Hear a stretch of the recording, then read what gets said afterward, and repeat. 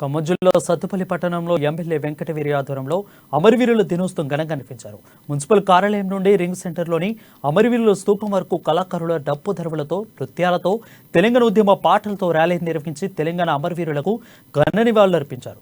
అనంతరం ఎమ్మెల్యే సంట్ర వెంకటవీరయ్య తెలంగాణ ఉద్యమకారులను శాలువతో సత్కరించారు. ముఖ్యమంత్రి కేసీఆర్ ప్రభుత్వంలో అమరవీరులకు స్మరించుకునే గొప్ప అవకాశం ప్రతి ఒక్కరికి దొరికిందని చెప్పారు.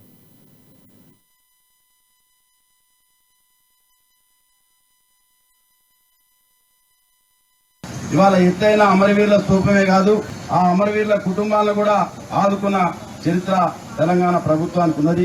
సత్తుపల్లి నియోజకవర్గంలో కూడా మనం మీటింగ్ పెట్టాలన్నా ఈ యొక్క ఆవిర్భావ ఉత్సవాలు అయిన తర్వాత పెడతామని చెప్పి మరి ఆ యొక్క ఎవరైతే యోధులు ఉన్నారో వాళ్ళకు ప్రత్యేకంగా ఒక మీటింగ్ ఏర్పాటు చేసి తప్పనిసరిగా మరి ఆల్రెడీ ప్రభుత్వం ప్రకటించిన పథకాల్లో వారికి కూడా లబ్ధి చేకూర్చే విధంగా ప్రయత్నం చేయడం జరుగుతున్నది.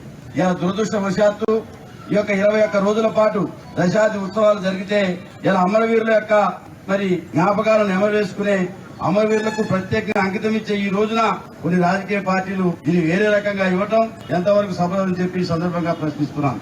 ఇవాళ 2000 రూపాయల పెన్షన్ ఇవ్వాలని ఆలోచన లేని వాళ్ళు, పెళ్లి అయితే కళ్యాణ లక్ష్మి షాదిము గారు ఇవ్వాలని ఆలోచన లేని వాళ్ళు